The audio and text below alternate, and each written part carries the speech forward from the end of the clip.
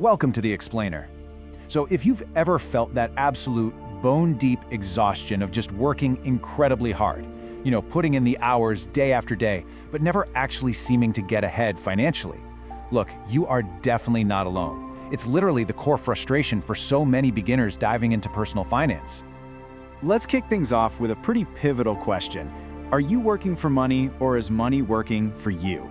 We really need to contrast that exhausting daily grind, the classic rat race, with the concept of true wealth. Because true wealth isn't just a high salary, it's an entirely different financial system.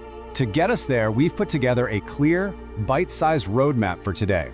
We'll be hitting 1. The Cashflow Quadrant explained. 2. Left side versus right side. 3. Step 1. Shift your mindset. 4. Step 2. Control cash flow. 5. Step 3. Set financial goals. And wrapping up with 6. Finding your financial freedom.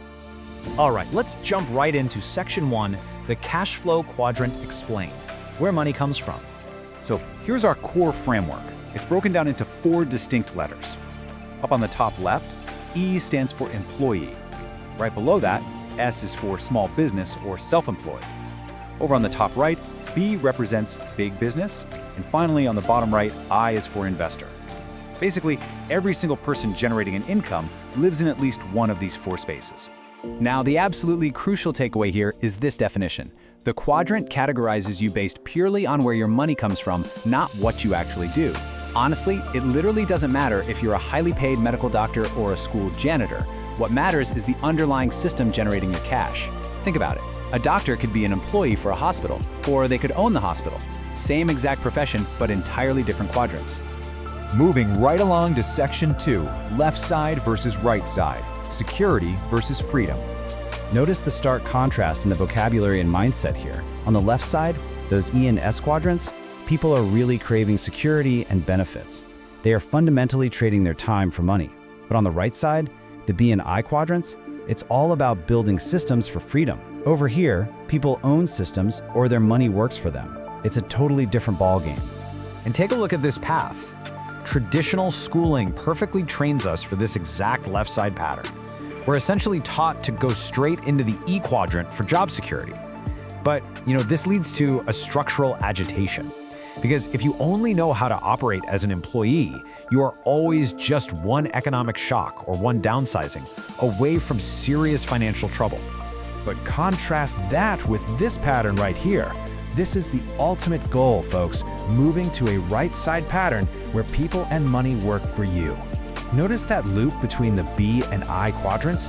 Yeah, that is the path of the ultra-rich, granting them total physical freedom from work. Okay, let's slow things down just a second. We've identified the theoretical problem, right? Being trapped on the left side. Now, let's actually walk through a practical 3-step instructional solution together to get you moving toward that right side. Which brings us to Section 3, Step 1. Shift your mindset. Change how you think. I want you to listen to this incredibly powerful quote from the source material. Moving from the left side of the cash flow quadrant to the right side is not so much about doing, but about being. Crossing these quadrants is an internal journey.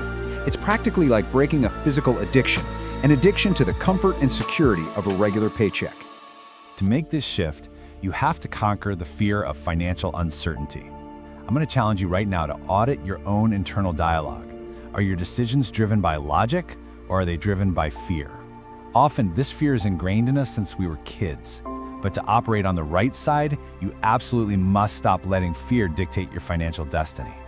Let's keep the momentum going with Section 4, Step 2, control cash flow, manage your money.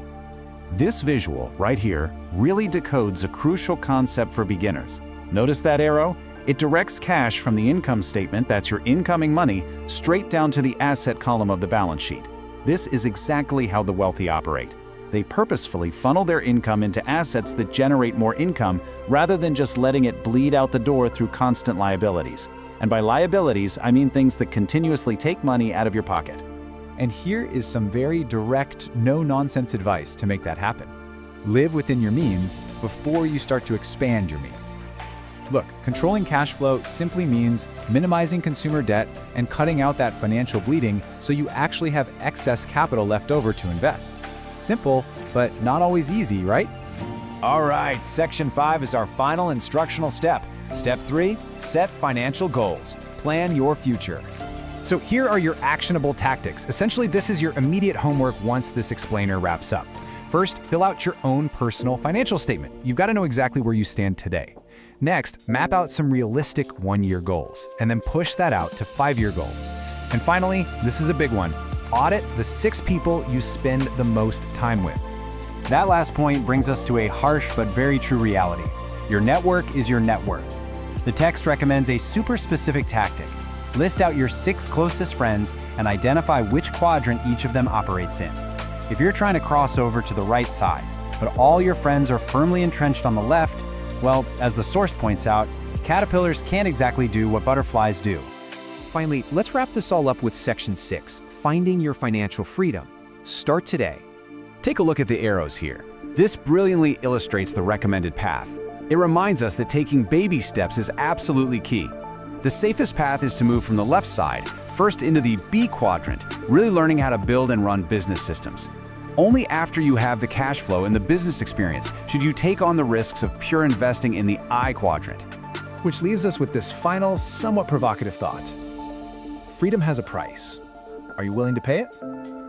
True financial freedom requires a dream, determination, and overcoming some really deep-seated fears. The path is laid out, the quadrants are defined, but the responsibility to make that jump, that rests squarely on your shoulders. Start your journey today.